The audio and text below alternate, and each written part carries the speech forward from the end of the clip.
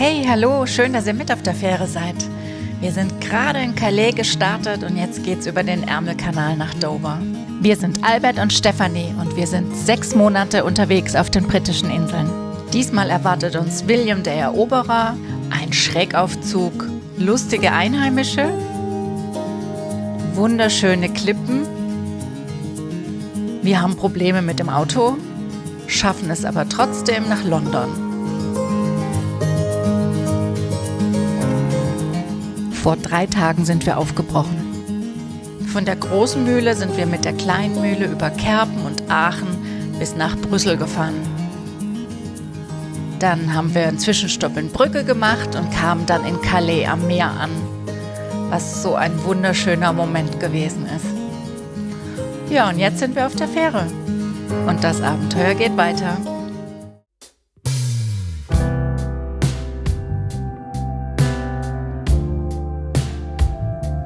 Die Fahrt ist wunderschön. Nachdem es erst an der französischen Küste entlang geht, sieht man dann schon bald die weißen Klippen von Dover. Da ist gar nicht viel Zeit fürs Restaurant.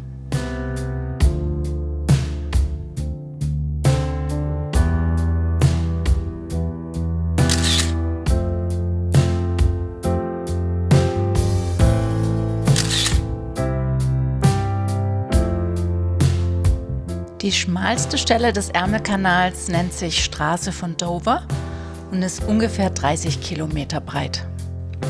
Bei gutem Wetter kann man von den Klippen aus die andere Seite sehen. Das ist mir allerdings noch nie gelungen. Wir sind angekommen. Zur Sicherheit mache ich mir ein Schild in die Windschutzscheibe, dass ich links fahren muss, was gar nicht so schwer ist, weil die Autos vor einem fahren ja auch alle richtig, vor allem wenn sie Einheimische sind. Also einfach immer den anderen hinterher. Pass- und Zollkontrollen gibt es nicht mehr, das hat alles schon in Calais stattgefunden, inklusive Durchsuchung des Vans nach Flüchtlingen. Wir fahren zu unserem ersten Campingplatz auf der Insel, bei Hastings, zum Fairlight Wood Club Campsite vom Caravan and Motorhome Club. Der Platz liegt romantisch im Wald und wir machen uns ein romantisches Abendessen mit Nudeln aus Deutschland und Joghurt aus Frankreich.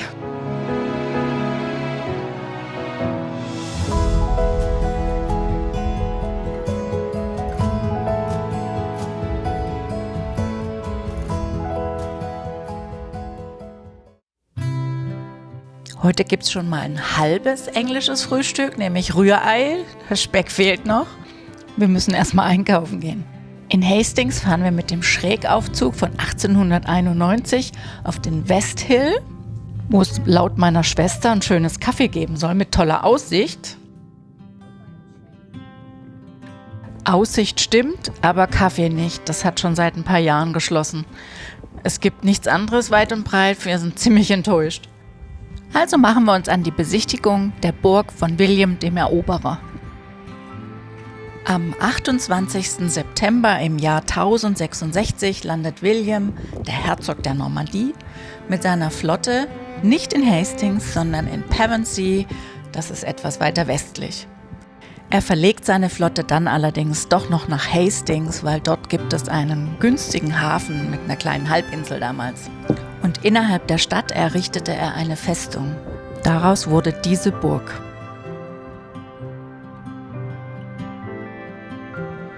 Seit 1872 gibt es hier eine Seebrücke an der 5 Kilometer langen Strandpromenade. Die ist 2010 abgebrannt und 2016 wurde sie neu errichtet. Diese tierischen Bewohner werden uns noch viel Freude machen und uns zum Kleiderwaschen zwingen.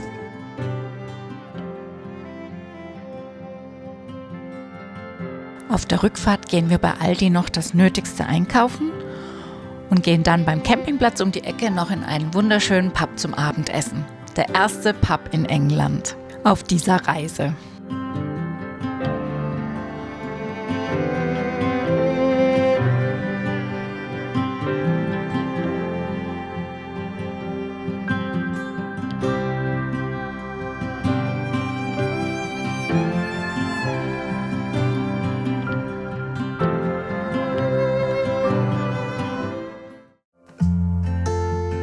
Nachdem wir gestern noch bei Aldi eingekauft haben, gibt es heute Aufbackbrötchen und Speck zu den Eiern. Heute geht es weiter auf Williams Spuren. Wir fahren nach Battle. Der Ort heißt Battle, weil dort die Schlacht von Hastings 1066 stattgefunden hat und William zum Eroberer wurde.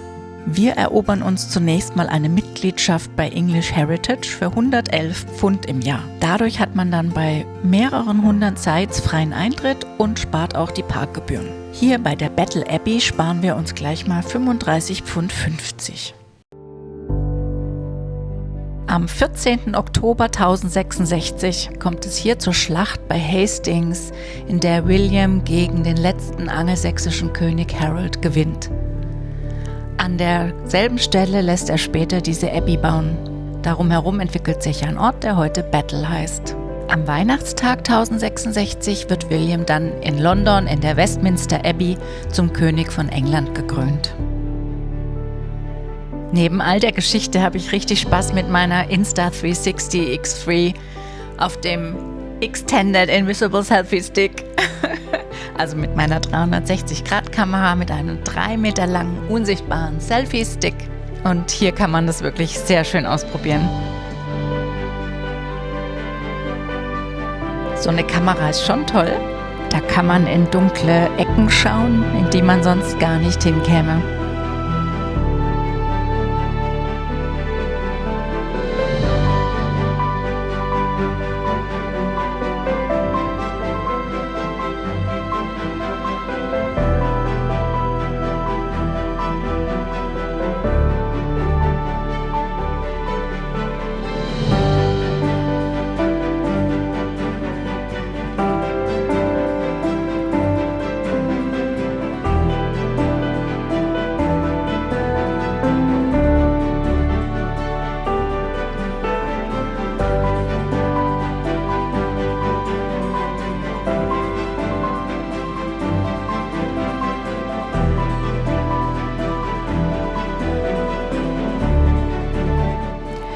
Schilder erklären immer wieder den Verlauf der Schlacht. Das Ganze ist für Großbritannien noch heute sehr, sehr wichtig, da das englische Königshaus seine Wurzeln bis auf William den Eroberer zurückverfolgen kann.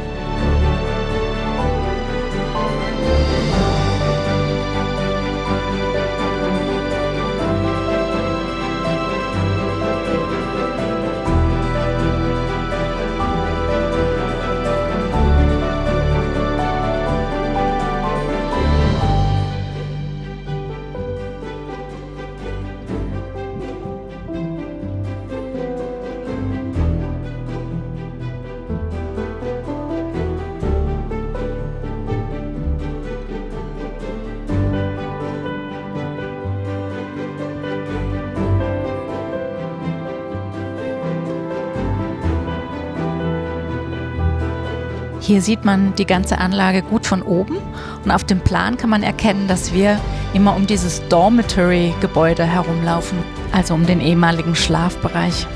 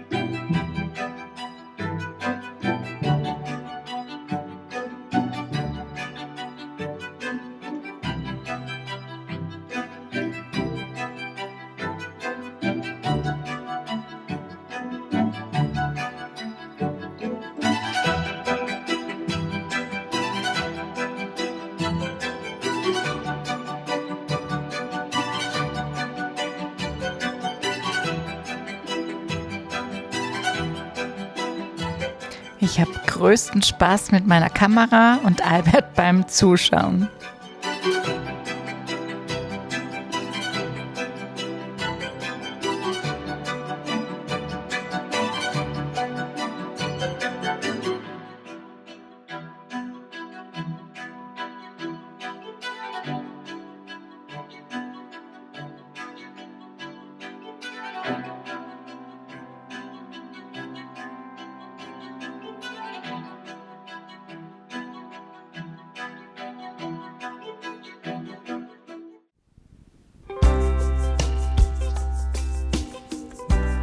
Wieder zurück am Meer gehen wir endlich richtig einkaufen bei Tesco.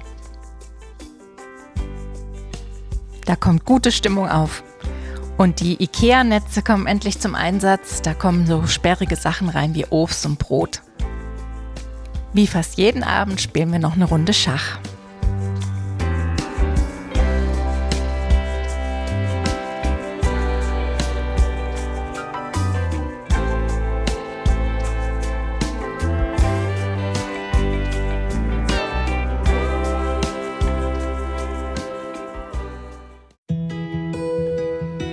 Wir räumen die kleine Mühle auf, versorgen und entsorgen nochmal, denn heute geht's weiter. Wir fahren durch Bexhill-on-Sea und stellen fest, dass es dort auch eine wunderschöne Strandpromenade gibt. Und dann geht's weiter nach Wilmington, zum Longman of Wilmington. Wie alt die 70 Meter hohe Hügelfigur ist, weiß man nicht. Bei Restaurationsarbeiten hat man allerdings mehrfach römische Scherben gefunden. Geht davon aus, dass es sich schon um etwas Älteres handelt. Der Parkplatz hat eine Höhenbeschränkung, deswegen müssen wir uns leider mitten in die Einfahrt stellen.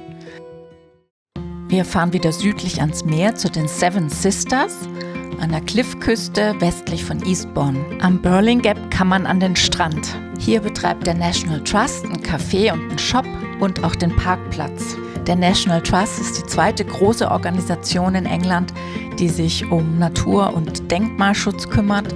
Und im Gegensatz zum English Heritage ist sie ganz privat finanziert. Auch hier schließen wir gleich eine Mitgliedschaft ab. Fürs Jahr kostet das 151,20 Pfund. Auch hier hat man wieder freien Eintritt und freies Parken bei mehreren hundert Sites. Nach Kaffee, Kuchen und Mitgliedschaft gehen wir vor zum Strand und schauen uns die wunderschönen Klippen an.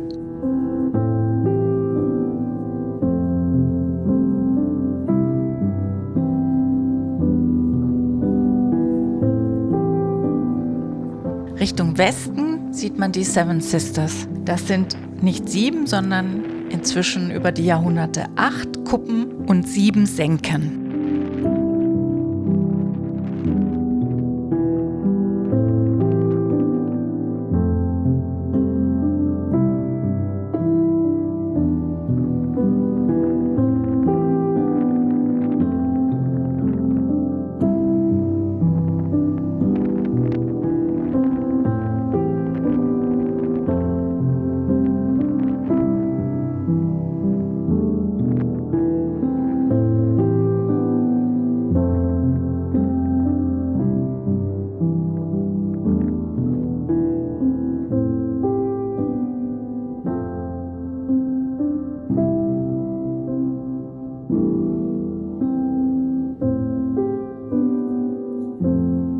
Wir fahren etwas weiter Richtung Osten, Richtung Eastbourne. Dort auf der höchsten Kalkklippe Großbritanniens, dem Beachy Head, gibt es einen Pub. Auf dessen Parkplatz wollen wir heute übernachten. Den Tipp haben wir von Laura und André von Oscar the Explorer. Wenn man im Pub einkehrt, darf man kostenlos auf dem Parkplatz übernachten. Erst stehen wir ganz alleine, aber nach dem Essen sind dann doch noch ein paar andere Camper gekommen. Wir haben gut geschlafen.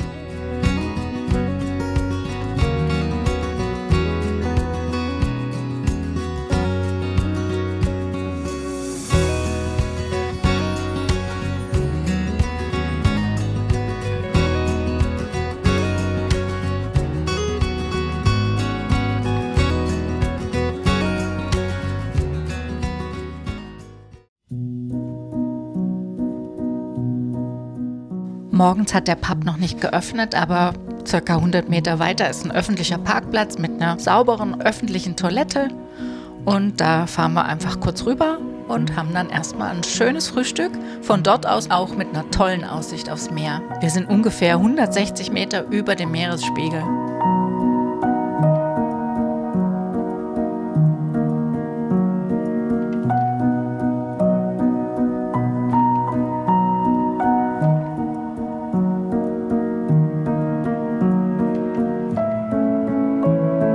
Albert ist nach dem Frühstück gleich wieder total K.O. und müde und daher geht er da immer erstmal nochmal schlafen, so ungefähr 2 Stunden. In der Zeit wird das Wetter immer besser. Es ist wirklich traumhaft, der Spot. Als Albert wieder aufsteht, will er den Wasserhahn benutzen und nichts geht mehr.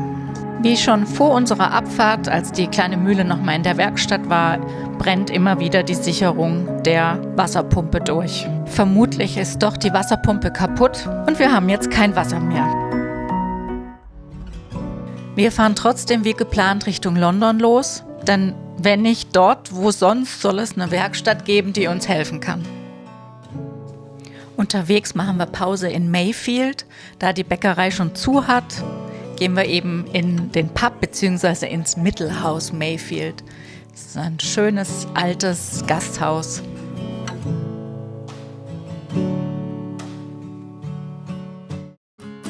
Und dann kommen wir in London an.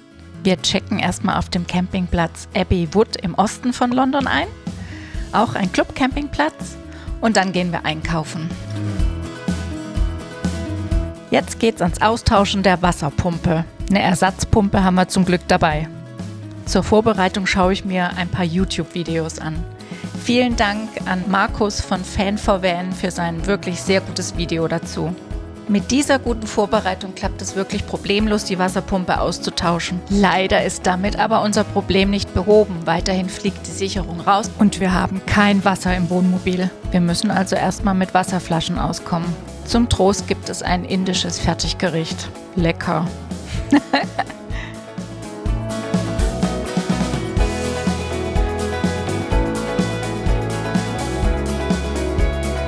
Wie geht es wohl weiter mit unserem Wasserproblem? Finden wir schnell eine Werkstatt, die uns helfen kann? Oder müssen wir wegen Garantie zurück nach Deutschland? Es bleibt spannend, bleibt dran. Abonniert am besten unseren Kanal und aktiviert die Glocke, damit ihr nichts von unserer 6-monatigen Reise verpasst. Hier geht's weiter zum nächsten Video. Tschüss, bis bald!